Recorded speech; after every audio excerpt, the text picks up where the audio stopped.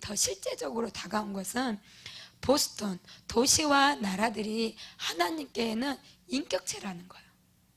한 영혼들과 똑같다는 거예요. 저와 여러분처럼 한 영혼처럼 보스턴도 존재라는 거예요. 주님의 심장에는, 주님에게는 보스턴이 존재였어요. 그냥 도시, 사람들이 살고 있고 그 사람들이 이룬 그냥 어떤 외형적인 도시가 아니라 도시 자체가 주님의 심장에서 주님의 심장으로 품으신 인격체, 주님의 사랑, 주님의 신부였어요. 그래서 보스턴을 보면서 이스라엘을 보는 거예요. 똑같이 주님의 신부인 거, 얼마나 사랑하는지. 미련스럽게도 사랑하시는 주님, 미련스럽게도 참고 기다리시는 주님, 미련스럽게도 쏟아부으시고 기다리시고 그 통로가 되어줄 자를 찾으시는 그 주님을 보면서 그 주님이 도시와 나라를 한 생명으로, 한 개인을 사랑하시는 그 사랑으로 사랑하는 것을 보았습니다. 그래서 제가 보스턴을 사랑하게 되는 거예요.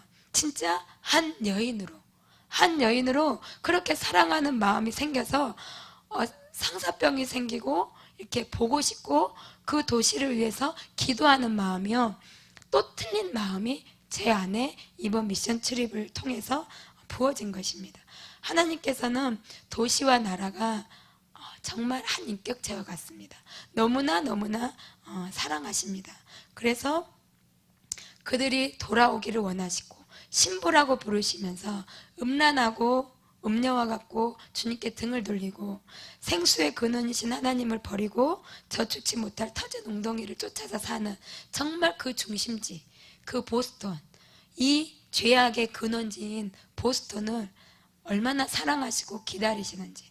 그냥 온통 그 도시는 주님의 피로 가득 채워진, 그 피의 울부짖음으로 가득 채워진 도시였습니다. 어느 한 곳 구석구석 보이는 사람, 도시, 보여지는 건물 참 아름다웠습니다.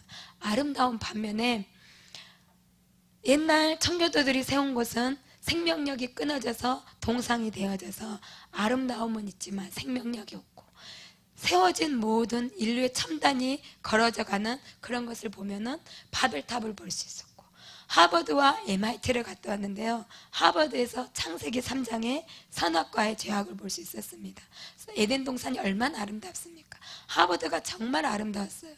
건물도 아름답고 그 땅에 뿌려져 있는, 심겨져 있는 믿음의 선진들의 믿음 또한 아름다웠고 그 피의 울부짖음도 너무나 아름답고 존귀했습니다. 그러나 선악과로 찌들어져 있는 그 하버드, MIT를 갔을 때는 우리의 인간의 힘으로 하늘에까지 우리의 이 탑을 닿게 하리라 라고 쌓아놓은 그 바벨탑, 창세기 11장, 그 창세기 3장과 11장의 제약이 보스턴의 한 도시에 있는 것을 보았습니다. 그리고 감사하게 12장에 아브라함을 불러서 새롭게 시작하시는 주님, 그와 비슷하게 우리를 보내셔서 그 땅에 회복이 되어줄 엘리야의 심령을 부으시고 엘리야의 심령으로 기독케 하셔서 그 도시의 회복을 보게 하시는 그 주님을 보게 되었습니다. 가슴이 아팠던 것은 이 기간들을 통하면서 본 것은 죄악이 더 깊어졌다는 것입니다. 내 안에 있는 죄악이 더 깊게 발견되어져서 괴로운 시간, 그리고 나에게 있는 죄악이, 도시에 있는 죄악이, 나라에 있는 죄악이 온 인류의 죄악인 것을, 하나님을 찾지 않는 자, 우리가 하나님보다 더 똑똑하더라고요. 하나님보다 더 지혜롭고 하나님보다 더 멋있고 하나님보다 더 위대하고 하나님보다 더 가진 게 많고 하나님보다 너무나 더 부요하고, 그렇게 그 죄악이 나에게, 보스턴에 있는 그 도시와 그들에게, 그리고 모든 나라와 열방 가운데 있는 그 죄악이 나와 그들과 우리 모두의 인류의 죄악인 것을 알게 되었습니다. 그래서 회개하는 심령이 더 부어졌어요. 주님, 그들의 죄악이 나의 죄악입니다. 내가 24시간 주님을 찾지 않고 갈망하지 않고 필요로 하지 않고 부르지 않았던 죄악, 내가 필요할 때, 급할 때, 그리고 교회 안에 있을 때 찾았던 그 얄팍한 신앙, 그 신앙이나 지금 세상을 쫓아 바벨탑을 쌓아 올린 그들의 신앙이나 온 인류의 죄악이나 다 하나님을 필요로 하지 않고 미쳐서 돌아가는 이 세상의 죄악이 다 똑같습니다. 3장과 11장의 죄악이 나와 우리 가정과 도시와 나라와 열방들의 죄악입니다. 그러면서 너무나 많은 회개를 하게 하셨습니다. 그래서 호텔 방에서 첫째 날 우리가 기도를 했는데요, 그날 엘리야의 영을 강력하게 부어주셨어요. 엘리야는 바알과 아세라의 묵상을 자른 자입니다. 그리고 하늘에서 불을 내려서 새롭게 여호와의 신 그를 부른 자. 그래서 하나님께서 엘리야의 불을 그날 첫째 날 호텔방에 강력하게 부어주셨어요. 그 엘리야의 심령을 부어주셨어요. 그래서 이 도시에 회복의 칼을 꽂으라, 이 도시를 회복할 수 있는 그 기름 부으심을 부으셨습니다. 그래서 하나님께서는 보스턴에 가서 또 보는 거, 하나님이 역시나 사람을 찾고 있구나. 하나님께서 필요한 것은 엘리트가 아니더라고요. 하버드의 인재들이 아니더라고요. MIT의 그 모든 첨단 모든 것을 다 해낼 것 같은 그 기술자들, 그 지혜로운 자들이 아니더라고요. 하나님이 찾으시는 자들은 엘리야의 심령으로 이 바벨탑을 무너뜨릴 수 있는 자를 찾으시더라고요. 이 죄악을 해결해낼 수 있는 자들을 찾으시더라고요. 나의 죄악, 그리고 그들에게는 죄악이 나의 죄악이고 온 인류의 죄악인 것을 알고 여호와께로 돌아가자, 우리가 돌아갑시다 외칠 세례 요한과 같이 광야에 외칠 수 있는 자들을 찾으시더라고요. 그래서 하나님은 인재가 필요하지 않습니다. 똑똑한 자들이 필요하지 않습니다. 엘리트들이 필요하지 않습니다. 하나님이 찾으신 한 사람은 주님의 심장을 아는 자, 주님의 심장을 받은 자, 엘리야의 심령을 받은 자, 그래서 그 심령으로 회복시킬 수 있는 자. 회복은 회개를 먼저 해야지 회복이 옵니다. 회개는 죄를 본 자, 죄를 발견하는 자, 죄를 깨달은 자가 회개를 할 수 있습니다. 그 회개가 이루어져야지 회복이 일어납니다. 그래서 그 보스턴에 필요한 것은 회개하는 자가 필요했습니다. 회개하는 자가 필요했습니다.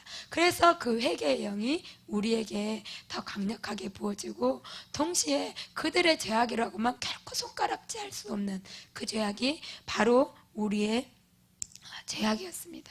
그래서 회개할 수 있는 자, 대언의 영으로 악을 악이라고 말할 수 있는 자, 고발할 수 있는 자. 세례 요한이 목베임을 당해서 죽는 것은 그 시대의 왕에게 죄를 지적하였기 때문에 감옥에 들어가게 됐고 목베임을 당하게 되었습니다.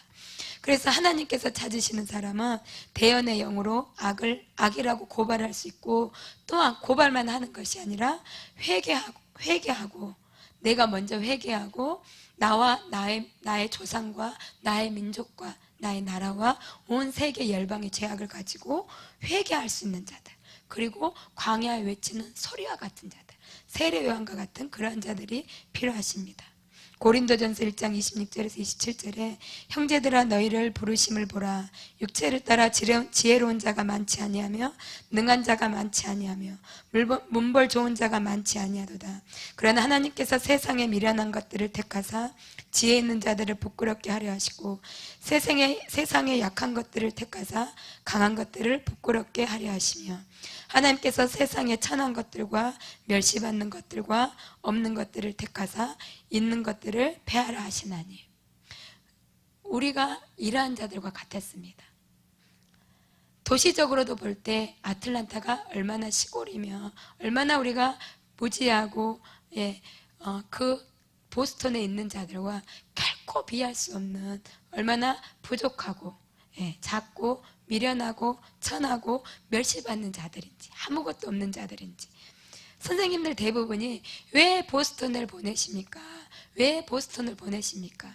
이런 질문들을 많이 갖고 가셨더라고요. 왜냐하면 나름대로 그 보스턴에 어떤 아픈 상처들이 있고 보스턴에 추억이 있고 기억들이 있기 때문에 결코 즐겁지 않은, 가기 전까지 즐겁지 않은 그러한 주님의 명하심이었는데 가서 아는 거예요.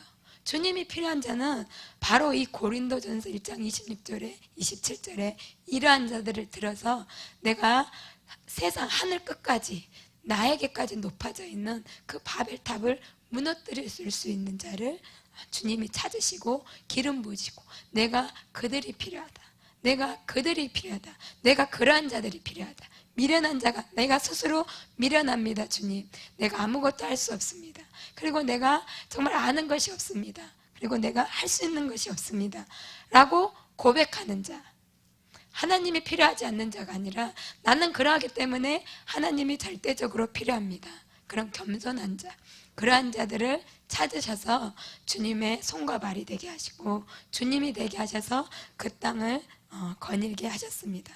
그래서 그때도 하나님이 한 사람을 찾으시구나, 하나님이 정말 계속해서 사람을 찾고 계시는구나, 정말 그 사람을 찾고 있구나, 그러면 내가 하나님이 찾으시는 그 사람이 되고 싶다. 우리 자녀들도 하나님이 찾으시는 그 사람이 되기를 원하고, 우리 교회 모두가, 그리고 우리 선생님들이 그렇게 되기를 원합니다. 그리고 또한 그렇게 찾으신 자, 하나님께서 발견한 자들인 것을 선생님들과 우리 자녀들과 성도님들 가운데서 보았습니다. 그런데 이 부르심이 더 견고해지기를 원합니다. 더 이 주님의 심장에, 한 사람을 찾고 찾으시는 그 주님의 심장과 갈망에 붙잡힌 자들이 되기를 원합니다. 그래서 나의 삶이 내려지고 내가 없는 것, 주님이 올라가실 때 잡히시기 전에 17장에 그래요. 아버지, 내가 이들에게 이 말을 하는 것은 내 안에 있는 이 기쁨이 저들에게도 충만케 하려고 이들에게 이것을 알리고 말합니다 라고 말하거든요. 근데 주님이 가졌던, 죽기 전에, 주님이 잡히시기 전에 내 안에 있는 기쁨, 주님이 가지고 있으셨던 그 기쁨이 무엇이길래 이들로 하여금 내가 죽기 전에, 이 땅에서 생을 마감하기 이전에 이들에게 그 기쁨이 충만하기를 원해서 주님이 제자들에게 가르치시고 말씀하셨을까? 그 기쁨이 무엇일까? 근데 제가 그 기쁨을 알았어요. 그 기쁨은 주님이 없는 삶의 기쁨이었습니다. 주님은 이 땅에서 아버지가 하라는 것, 말하라는 것, 가라는 것, 보라는 것, 행하라는 것, 그것만을 행했잖아요.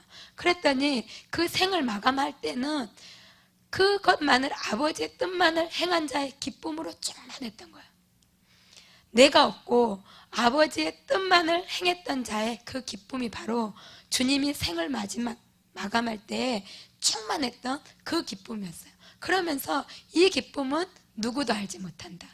이 기쁨은 주님이 고난의 길, 그리고 그렇게 고생하지 않으셔도 되고 핍박과 조롱의 길을 가지 않으셔도 되는데, 그 길을 걸어왔음에도 불구하고 아름다운 것이었고 흠말만한 것이었고 모질고 고진 그 삶을 살아오셨는데, 인생의 마지막 마감하는 그때 내 안에 이 기쁨이 충만하는데 나의 제자들, 3년 동안 함께 거했던 제자들에게 주고자 하는 게 바로 그 기쁨이었다는 거예요.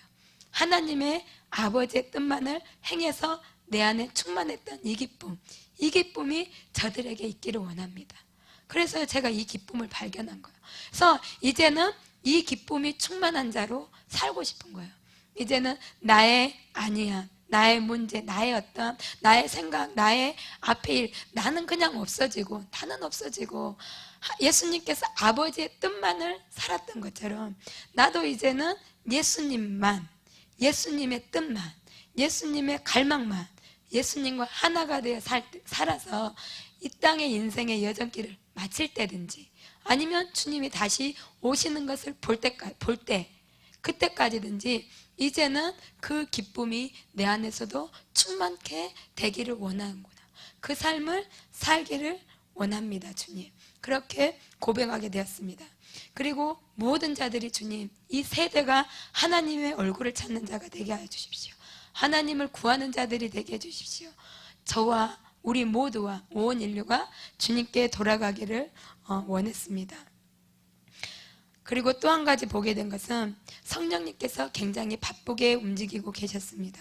우리가 분명히 하나님께서 우리에게 엘리야의 심령을 부으시고 그곳에 가게 하시고 하나님의 뜻을 이루셨지만, 이 출입을 통해서 더 확실하게 보게 된 것은 하나님의 뜻을 이루시는 분은 하나님이셨습니다. 우리가 통로가 될 수는 있었지만 하나님의 뜻을 이루시는 것은 하나님이 친히 이루셨습니다. 성령님께서 얼마나 바쁘게 움직이고 계셨고 그곳에서 이미 다 준비